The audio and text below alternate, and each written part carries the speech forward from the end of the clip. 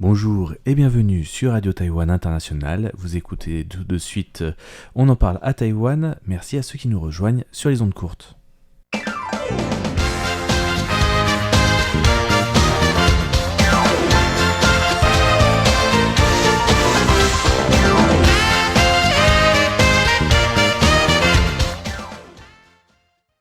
Bonjour à tous, c'est Mei Guang. Lisa Dufaux. Et Valentin Floquet. Pour vous présenter, on en parle à Taïwan de cette semaine. Alors apparemment, nous allons parler beaucoup de l'environnement et de l'écologie. Apparemment, toujours C'est aussi, Oui, normalement, c'est ton indiscipliné. c'est un peu plus, on va dire, c'est aussi de l'environnement au final, hein, puisque c'est quand même de la dégradation de l'environnement. Mais, Mais il y en voilà. a qui disent que c'est de l'art. Voilà, Bon, c'est de l'art. ça Voilà. c'est Donc, difficile. C'est pour ça qu'on va avoir les deux M'intriguer. questions. Oui, alors mon sujet c'est très simple, c'est les graffitis qui ont récemment été faits sur un wagon de train et aussi dans différents métros de Taïwan, donc dans le nord, le centre et le sud. D'accord, donc c'est plusieurs rames qui ont été touchées. C'est plusieurs rames et c'est Ah. par les mêmes personnes. Ok. Donc plusieurs personnes alors. C'est pas un seul artiste. C'est pas un seul et c'est pas taïwanais. Et c'est artiste ou non, on ne sait pas. Voilà. Voilà. Et Lisa, Moi, je vous parlerai des véhicules tout-terrain. à des Hualien. VTT Mhm. à Hualien. Enfin, des VTT. Mais le Je sais pas VTT si on en peut dire français, ça, parce qu'en- en français, ça fait vite connotation au vélo. Ouais, on Oui, pense c'est ce tout de suite au que, vélo. oui, c'est ce que, Mais, c'est ce que m'évoque en fait. Et en fait, Mais ça, je je crois crois qu'on peut dire plutôt quad, des sortes de quads, Ah. des petits quads. les UTV, je crois, c'est les véhicules tout terrain. Donc double vélo quoi, à 4 roues. Ah oui, vélo tout terrain et Je véhicule tout terrain. plaisante. Mais ouais, voilà. Et Valentin? Personnellement, je vais parler aussi un peu d'environnement avec un nouveau rapport en lien avec la carte de la pollution sonore faite par l'Academia Sinica et qui a fait un rapport mi-août, il n'y a pas si longtemps que ça. Et donc j'ai vu quelque chose passer sur Twitter, je me suis dit qu'on allait en parler, ça va être bien, le rapport est assez long. J'ai bien besoin de Voilà. cartes de pollution sonore. Moi, je Ouais. suis victime, je pense. Ah ouais. Qu'il n'est pas à C'est Taïwan.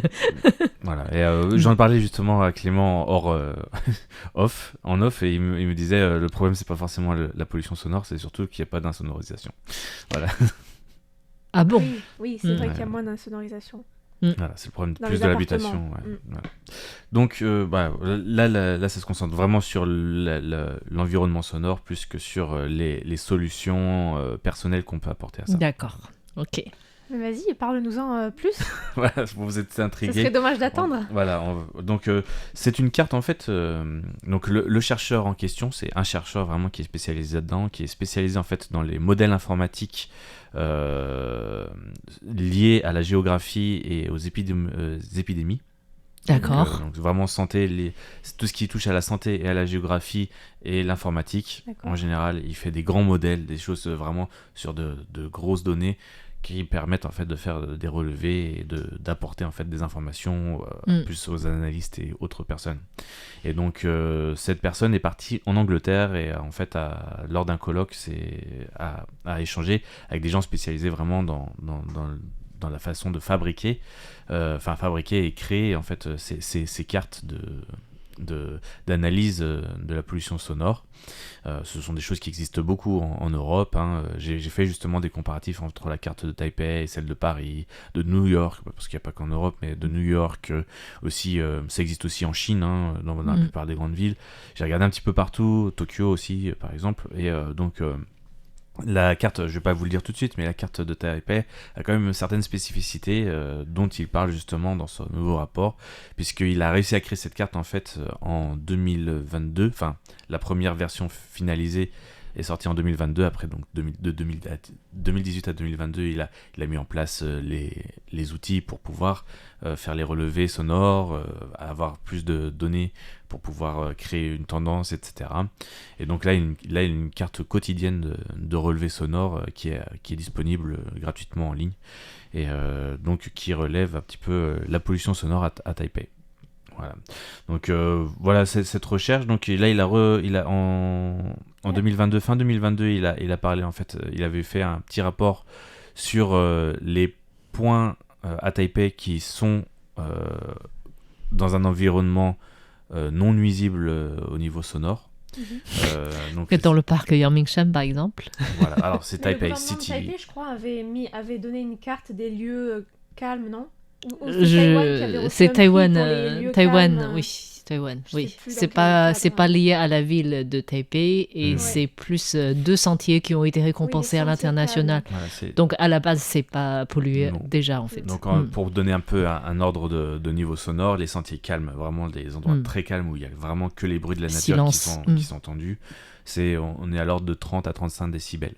Mm. Voilà. Donc les environnements viables pour habiter au calme, on est aux alentours des 55, en dessous des 55 décibels. C'est une norme internationale qui a été D'accord. donnée par l'OMS. Mhm. Et donc, c'est ce seuil de 55 décibels, il y a plusieurs endroits qui sont nommés.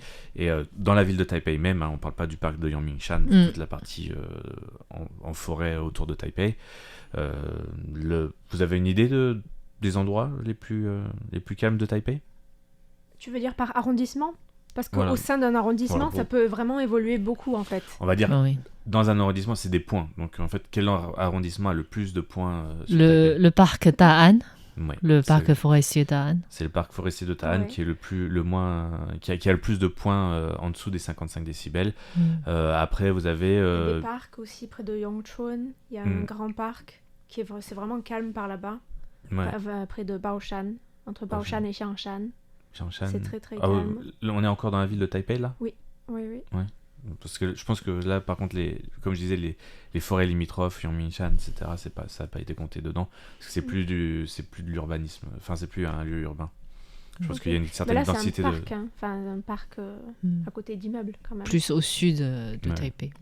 Donc, en l'occurrence, c'est vraiment quand même plus le sud de Taipei en général qui est concerné. Et il y a le quartier de Wanhua est finalement plus calme que d'autres quartiers sur Taipei, bizarrement.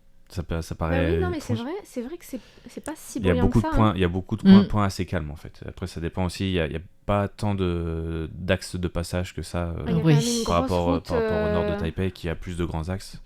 Quartier Wanhua, comme c'est un quartier plus ancien, il y a aussi plus de zones piétonnées. Peut-être ça voilà. change. Ouais. Et c'est des plus petites rues en général, je Ouais, pense. ouais. C'est un peu plus entre guillemets, Par contre, je pense que le quartier Ximending doit être très Ah oui. sonorisé Oui. en fait. Un quartier Oh là là. jeune. oui, là, dans Angoisse. ce coin-là, non, il n'y a Oui. pas grand-chose de Mm. sonore. Après, bien sûr, ça dépend des horaires. À votre avis, à Taipei, quel est l'horaire où c'est le plus bruyant? Le plus bruyant. 5 Entre... à 6 5 à 6 heures de l'après-midi. Non, 7 à 8 le soir. non plus. Non plus. Le matin, 8 Comme- heures du matin. quand tous les scooters vont au bureau, pour peut-être. C'est les l'heure où il y a heures, vraiment oui. le plus d'affluence. Bien sûr, alors j'en ai pas encore trop parlé, mais c'est vraiment le trafic, enfin c'est la circulation routière qui est la principale zone de perturbation sonore. Mais ça, c'est partout J'avais dans le vu monde. aussi que pour l'habitation, la plus forte source de pollution sonore à Taipei, c'était la construction d'immeubles. Ah oui, Parce qu'il y a ça, énormément- il y ça a je toujours des comprends tout immeubles à en fait. construction. Oui. Ça fait que même dans un quartier, même si le bâtiment d'à côté il est fini, il y en a un autre qui commence. Et t'en as pour des mois en fait. Ou alors qu'ils sont toujours en train de creuser les routes, on ne sait pas pourquoi en fait. Ils sont toujours Ouais. en train de refaire la canalisation ou les câbles.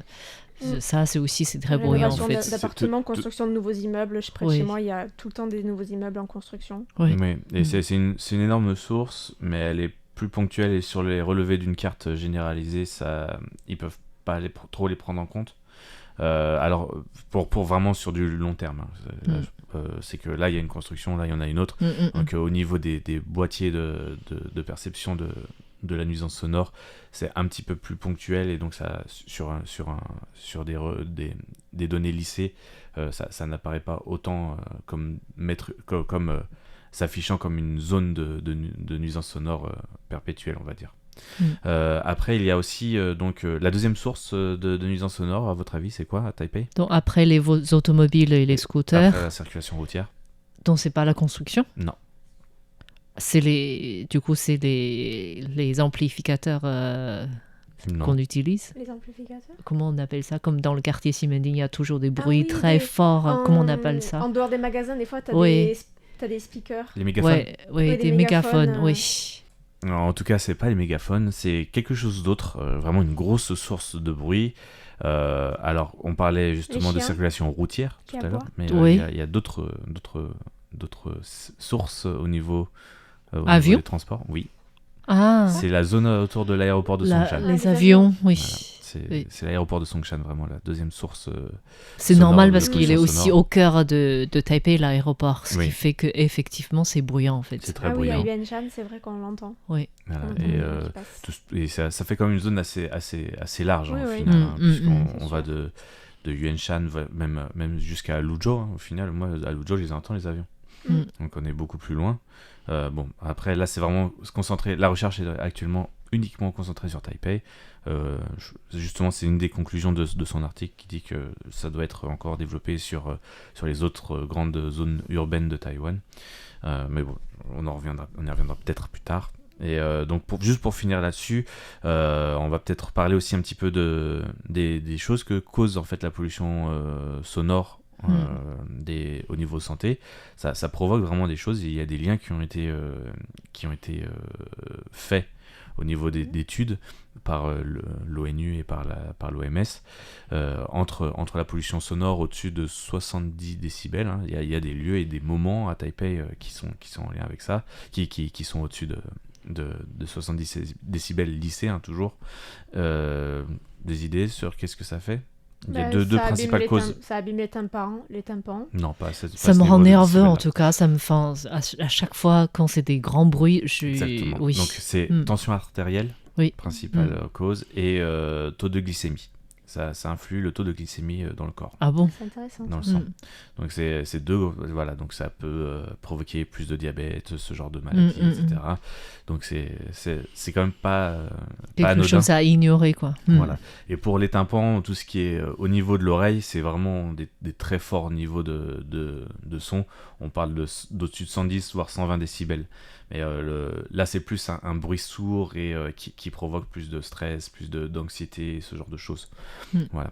Et la dernière chose, alors j'avais pas parlé encore de la particularité de Taipei par rapport aux autres villes, c'est qu'il n'y a pas très peu de lieux de repos au sein de la ville. C'est-à-dire que c'est très lissé.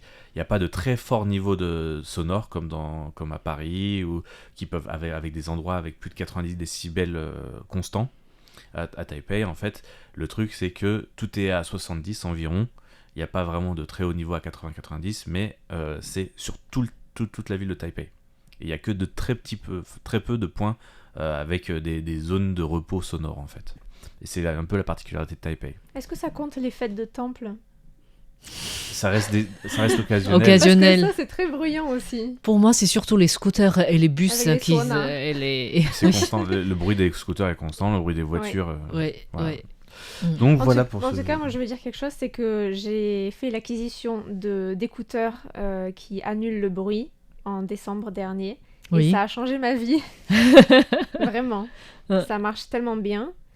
Et ça rend beaucoup plus agréable les transports. Je le mets dès que je sors de chez moi, jusqu'à l'arrivée au bureau.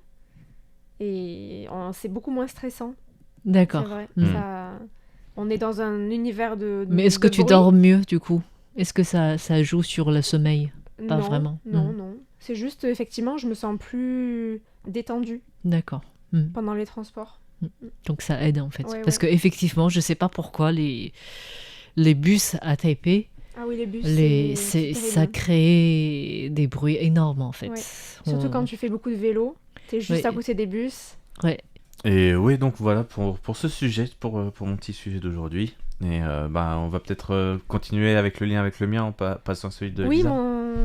ce dont je voulais vous parler aujourd'hui est très lié à la pollution sonore, puisque je voulais vous parler des véhicules tout-terrain, enfin des quads, des mini-quads qui sont beaucoup utilisés dans le secteur du tourisme à Taïwan. Surtout sur les côtes. Dans les comtés de Hualien, de Taidong et de Ilan, mais aussi dans le Nouveau Taipei. Oui. Puisque le comté de Hualien a récemment interdit ces véhicules qui étaient vraiment tendance auprès des touristes. Et c'est vrai que le secteur local du tourisme n'est pas très content, puisqu'il y a certains opérateurs, en fait ils ne sont pas énormément d'opérateurs de quad, mais il y en a 24 dans le comté de Hualien. avec une flotte d'environ 500 à 600 quads. Donc c'est quand même pas mal. C'est Mais au une final, grande ça- source touristique, Voilà. ressource Et touristique. en fait, c'est surtout des entreprises qui vont amener des groupes de touristes Ouais. sur les plages, sur les côtes. Et beaucoup de résidents se sont plaints du bruit, D'accord. parce que ça cause énormément de bruit, et aussi de la pollution sonore, mais aussi pollution visuelle, puisque les quads vont toujours sur ces plages, et ils créent des sillons Oui. très importants. Bien sûr, bon, c'est pas très agréable quand on est allongé sur une plage d'avoir un quad qui vous passe à côté. Oui. Et aussi, surtout, ça soulève beaucoup la poussière. Et donc, ça rendait certaines zones totalement blanches. Si on voit des vidéos, comment tu dis? Depuis le ciel. Depuis le ciel. On a vraiment l'impression que c'était une zone qui avait eu un incendie. Ah, à ce Parce que point-là. c'était tout blanc. D'accord. On aurait dit que c'était brûlé, comme des cendres. Les arbres étaient recouverts de cendres. Et en fait, ce qui est plus inquiétant aussi, c'est que ça détruit l'écosystème, puisque ça chasse les animaux sauvages. Non seulement ça peut tuer des animaux sauvages, des petites... comment tu dis? Des petits crabes, des oiseaux, Oui, des choses comme sur ça. l'écosystème. Mais si ça les tue pas, ça les chasse de l'endroit. Donc par exemple, une des plages à Roalién qui avait des animaux protégés, ces animaux-là ont tendance à partir, à quitter ces lieux. Et c'est vrai que c'est impressionnant, on voit des vidéos avec des files indiennes de quads qui soulèvent la poussière, qui aussi encombrent les routes qui sont à côté des plages, où il y a déjà beaucoup de circulation, parce qu'il y a des voitures, des cars de touristes. Donc ça crée de la pollution sonore. Et c'est vrai que c'est aussi un autre problème pour l'environnement, c'est que ces quads détruisent les arbres, ou des petits arbres qui essaient de pousser. Et en fait, ces arbres ont un rôle comme de paravent, donc ils protègent les sols aussi de l'érosion.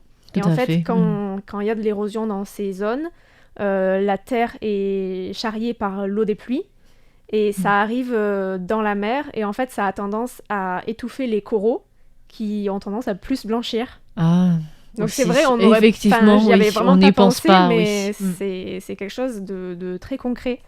Et ce que j'ai découvert en faisant un petit peu de recherche, c'est que même à Kunting, où il y a le parc national de Kunting, c'est vraiment une grosse menace à l'écosystème, mais c'est vraiment un problème qui dure depuis plusieurs dizaines d'années, peut-être depuis 30 ans.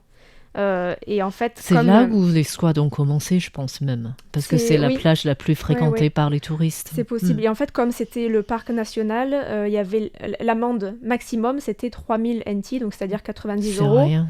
Ce qui n'est vraiment rien, parce que par exemple, si le touriste paye 1200, donc plus de 30 euros pour faire une heure de quad, l'opérateur de quad, il peut se permettre d'avoir plusieurs amendes par semaine. Et d'ailleurs, c'est ce qui se passe. Les entreprises payent les amendes semaine après semaine, mois après mois, année après année, parce que simplement ça vaut le coup. C'est quand même rentable de payer les amendes et d'avoir les clients qui viennent. Voilà. Et par exemple, dans le parc de Kunting, il y a aussi des voyages pour aller voir les biches la nuit, ce qui en fait, déjà, ça les chasse, et aussi ça leur crée beaucoup de stress. Bah oui. Et en fait, ça peut créer des crises cardiaques chez les animaux, parce que tous ces nombres importants de quads qui font beaucoup de bruit avec tous ces gens, ça les stresse beaucoup. Donc c'est vraiment terrible, en fait. Et c'est vrai que jusqu'à récemment, il n'y a pas de loi nationale, donc les gouvernements locaux ne savaient pas trop comment réagir. Mais récemment, donc, le comté de Ilan a interdit ces quads-là. Et maintenant, c'est le comté de Roalién qui a suivi. Et les amendes sont beaucoup plus importantes. Donc, les amendes pour les quads sur la route sont entre 1200 et 3600 $ taïwanais. Donc, ça va faire environ 3600. On a entre 1200, entre 50 et 150 euros. Voilà. Mais par contre, le fait de conduire un quad dans une zone protégée ou une zone écologiquement sensible, elle peut être punie d'une amende allant jusqu'à 300 000 euros. Donc là, je pense que c'est déjà plus dissuasif. 300 000 euros, ça Vraiment 300 000 fait... euros. Non, 300 000 dollars Dollars taïwanais, taïwanais. excuse-moi. Ça Ça fait 10 000 combien euros. d'euros 10 000 euros. 10 000 euros. Un peu Oui, moins. c'est en ce ça. Un peu moment. moins. Voilà.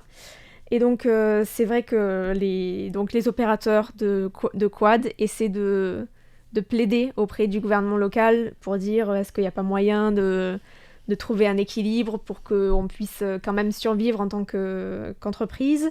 Par exemple, en nous donnant des lieux qui sont pas sensibles, dont l'économie est pas sensible, et des lieux désignés en fait où les touristes pourraient venir faire ces activités. Et peut-être que ça pourrait être limité à un certain nombre de quads ou une période de l'année. Bon, en tout cas, pour l'instant, après toutes ces années où il y a eu, comment dire, un laisser-faire, j'ai l'impression que le gouvernement de Hualien a décidé de choisir l'option, bon, on interdit tout. Voilà. Bon, en tout cas, c'est mieux pour la nature. Clairement. Voilà. Mais tout dépend, je pense, que du maire, du gouvernement Mhm. aussi. Donc, on va voir par la suite comment ça va évoluer, en fait, si c'est vraiment l'interdiction Mhm. va être réellement appliquée. Peut-être. Parce qu'on sait bien que les Taïwanais ont toujours des moyens pour contourner. Mm. Il y Mais a en tout cas, là, oui. c'était quand même interdit. Hein, ça restait... Enfin, c'était pas interdit, c'était interdit seulement dans les zones Sensibles. dans les zones protégées, dans les parcs Mm. nationaux. Mm. Mais les opérateurs continuent, en fait. Bah oui, c'est pour ça. Ouais. Je- Donc, on va voir.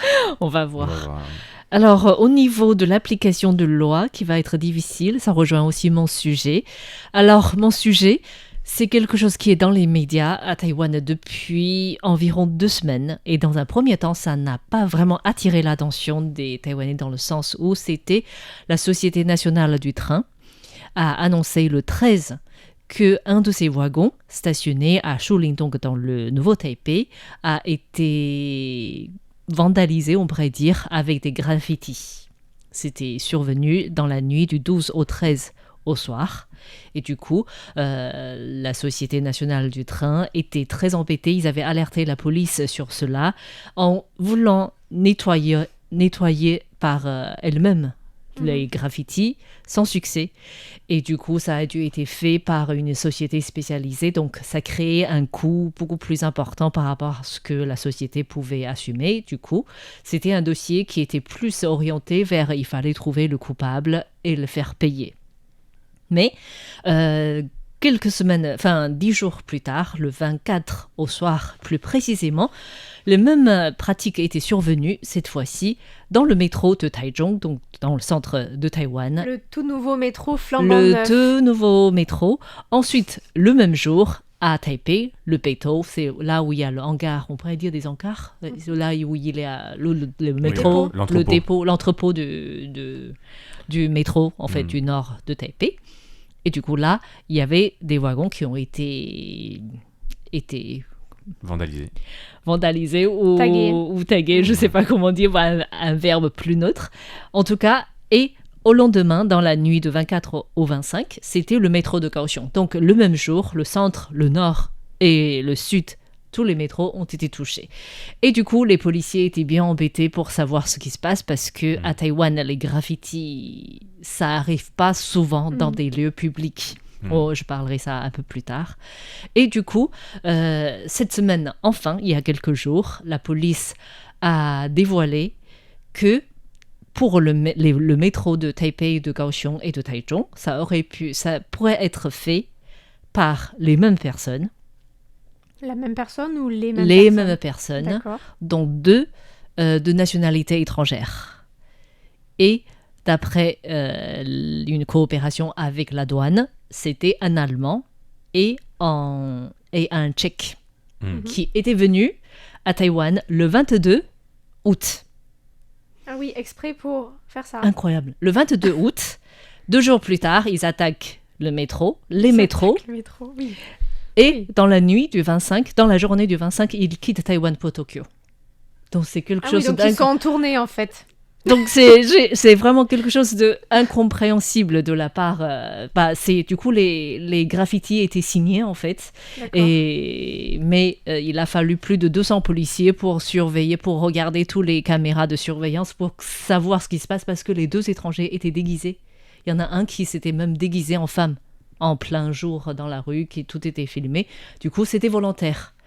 Mais pour l'instant, on ne peut rien faire puisque les 2 personnes ont quitté très vite Taïwan. Donc, personnellement, je pense que c'est des personnes qui ont des connaissances à Taïwan, qui ont des personnes qu'elles connaissaient à Taïwan ou qui sont déjà venues à Taïwan pour pouvoir faire ça en 3 jours et quitter Taïwan aussi rapidement avant que la police les cible et les retrouve en fait. En tout cas, ils étaient 4 en tout, dont 2 étrangers et la police cherche les 2 autres qui pourraient être taïwanais sur place en espérant pouvoir les retrouver. Est-ce que les wagons sont tagués de manière à cacher à obstruer les vitres, par exemple? C'est surtout sur les parties... Donc pas sur les vitres. Sur la structure. D'après ce que j'ai vu, c'est surtout sur la structure. Ils font tout autour des vitres. Et est-ce que c'est beau au moins? Franchement, c'est moyen. C'est moyen en plus. Ouais.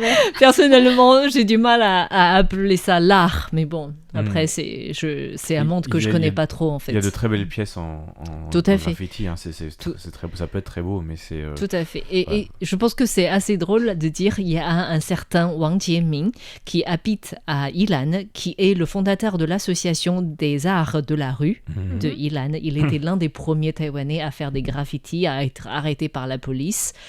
Et du coup, il a dit dès le départ qu'il pensait que c'était des gens qui venaient de l'étranger. Parce qu'apparemment, il y a 2 sortes de tendances de graffiti à Taïwan. Donc, la plupart du temps, les gens font que dans les lieux autorisés par les différentes collectivités locales. Et les autres, c'est pour plus s'identifier, pour se révéler, pour... voilà. Et là, en général, c'est plus quelque chose de pratique à l'étranger. C'est pas vraiment une culture à l'étranger en fait. Donc c'est pas vraiment une culture taïwanaise.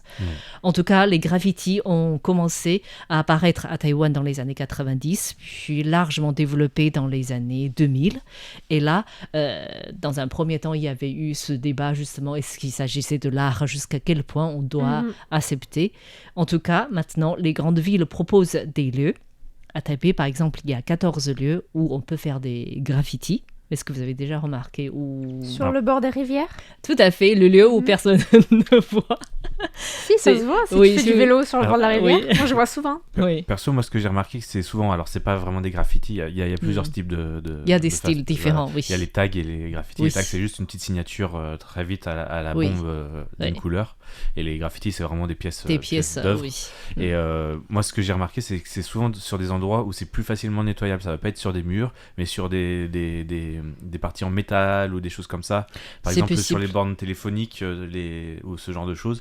J'ai remarqué qu'ils désignaient vraiment spécifiquement certains et le plus souvent, c'est effectivement pour Taipei, c'est le bord des rivières. En fait, la ville de Taipei nettoie tous les 4 mois. Donc, les artistes peuvent recréer tous les 4 mois une nouvelle pièce, en fait. Donc là, c'est plus graffiti que des tags, je pense. Graffiti, oui. Donc ça, parce que c'est des espaces plus grands aussi. Mais c'est vrai que j'ai l'impression que les gens qui font des graffitis à Taïwan, en principe, respectent les transports en commun et ne vont pas aller taguer des transports en commun. C'est pas des lieux autorisés, en fait. Oui, mais il y a d'autres lieux non autorisés qui sont tagués, mais j'ai l'impression que les transports en commun, ça reste assez respecté quand même. Ouais. Donc on va voir ce qui va se passer avec cette fois-ci, ces histoires-là. Voilà. Et je pense que ils vont sûrement retrouver des informations sur les forums où les gens discutent là-dessus. C'est possible. Je pense. Voilà. Merci en tout cas, Meg, pour cette information sur les graffitis. On va suivre. Ça me donne envie d'aller voir. Aussi, tu mettrais peut-être une photo? Ou alors ce qui va se passer à Tokyo maintenant avec les personnes qui partent à Tokyo. Mais il y a tellement de trains et de métros. Il devait peut-être être au Vietnam ou à Hong Kong avant. C'est très probable. Voilà, en tout cas, merci Meg pour cette information. Merci à vous, merci à tout le monde. C'est la fin de ce On en parle à Taïwan et on se retrouve la semaine prochaine. Oui, bye bye.